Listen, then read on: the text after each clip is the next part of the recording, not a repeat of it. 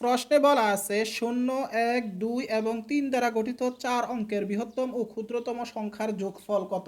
এখানে যেহেতু বলছে বৃহত্তম ও ক্ষুদ্রতম সংখ্যার যোগফল, তো আমরা আগে কি করতে হবে? বৃহত্তম ও ক্ষুদ্রতম সংখ্যা আকারে এগুলাকে আমরা আগে সাজাতে হবে।